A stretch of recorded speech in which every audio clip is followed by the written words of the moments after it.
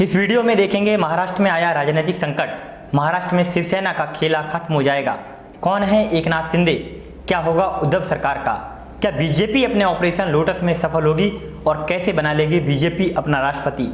साथ ही operation lotus कब सफल रहा और कब असफल रहा, सब देखेंगे इस रिपोर्ट में।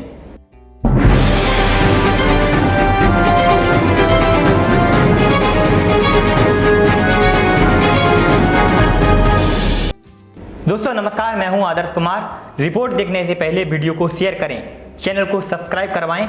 महाराष्ट्र की राजनीति में शिवसेना नेता एकनाथ शिंदे के कारण हलचल लगातार बनी हुई है। उन्होंने मीडिया में दावा कर दिया है कि उनके साथ 41 विधायकों का पूरा खेमा है।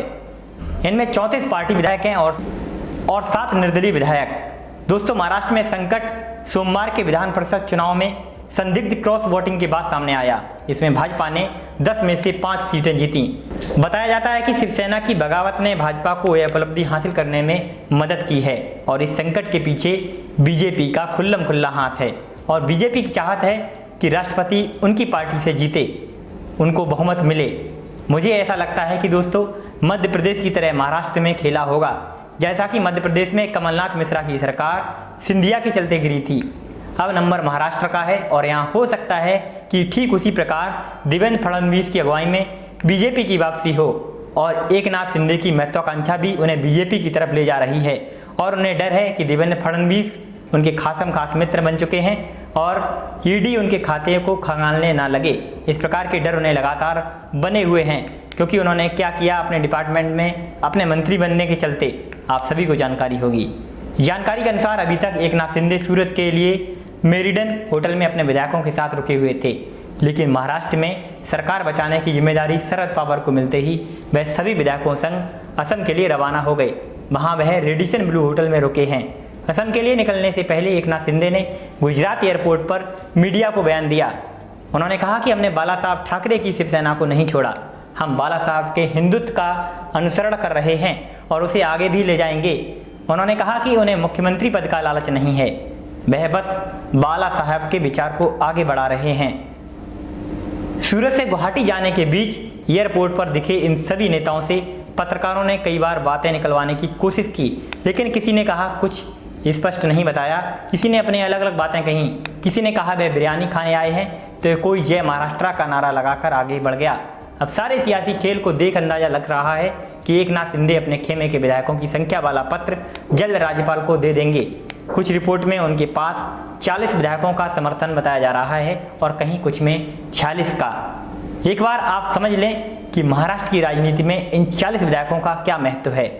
दोस्तों अभी महाराष्ट्र में कुल विधायकों की संख्या 288 है। इनमें भाजपा के पास अभी 106 विधायक हैं, शिवसेना पर 55, एनसीपी पर 52 और कांग्रेस 42 सीटें अपने खेमे में रखे हुए है। बहुमत के लिए किसी भी दल को 144 सीटें महाराष्ट्र राज्य में चाहिए।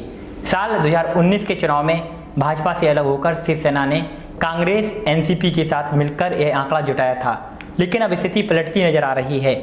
भाजपा को सरकार बनाने के लिए करीब 30 से 32 विधायकों की जरूरत है। अगर ऐसे में शिंदे भाजपा को अपना समर्थन दे देते हैं तो उद्धव सरकार गिर जाएगी। यही वजह है कि लगातार इन सभी नेताओं को उद्धव ठाकरे मनाने के प्रयास में लगातार लगे हुए हैं, लेकिन सफल हैं या असफल हैं वो वक्त बताएगा। दोस्तों एक बार आपको बीजेपी का ऑपरेशन लोटस समझाते हैं।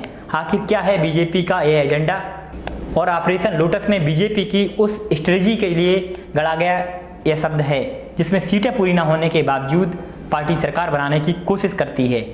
पिछले 6 साल के दौरान 7 राज्यों में बीजेपी ने ऑपरेशन लोटस चलाया, जिसमें 4 बार बीजेपी को सफलता मिली है, जबकि 3 बार उनको मात खानी पड़ी।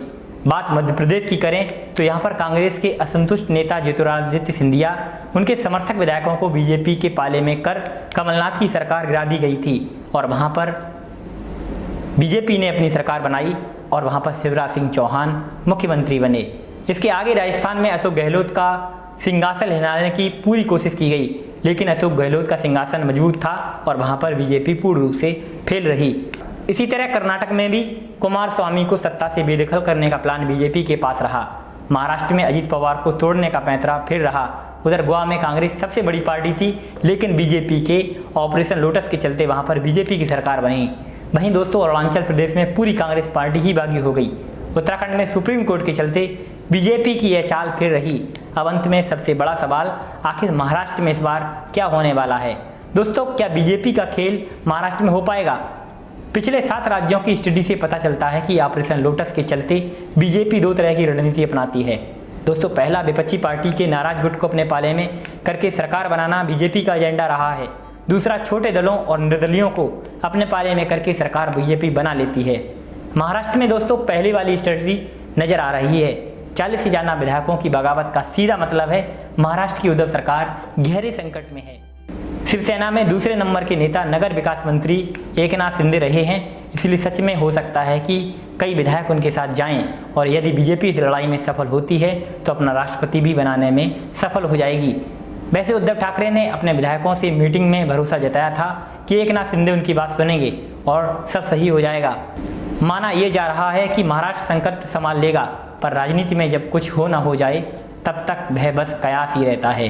वैसे एकनाथ शिंदे की बगावत का एक दिन का यह नतीजा नहीं है, बल्कि उद्धव ठाकरे द्वारा लगातार उनकी की जा रही अवहेलना और अनदेखी के कारण हुई है। वहीं शिंदे अपने मंत्रालय में सीएम और उनके बेटे आदित्य ठाकरे के दखल की वजह से भी नाराज थे। उनके करीबी लोगों का कहना था कि बिल्डर लॉबी से जुड़े लोग सीधे सीएम से मिल रहे हैं और उनके काम में अड़चन पैदा कर रहे हैं। एकनाथ शिंदे को ठाकरे परिवार के बाद सबसे ताकतवर शिवसैनिक माना जाता है। 1980 में शिवसैनिक बने एकनाथ शिंदे लगातार 4 बार से ठाणे की कोपरी 5 पखाड़ी सीट से विधायक हैं। 2019 में वे विधानसभा चुनाव के बाद जब शिवसेना भाजपा से अलग हुई तब उद्धव ठाकरे ने उन्हें विधायक दल का नेता चुना था। अब हमें महाराष्ट्र की राजनीतिक संकट को देखने और समझने के लिए बस कुछ घंटों का इंतजार करना पड़ेगा। हमारी कोशिश रहेगी आपको इस संकट की खबर देते रहें। आप हमारे चैनल से जुड़े रहिए और सब्सक्राइबर बढ़वाने में मदद कीजिए। हम वास्तविक मुद्दों के साथ आपसे रूबरू लगातार होते रहे हैं और लगातार होते रहेंगे। आप बने रहें हमारे साथ। नमस्कार।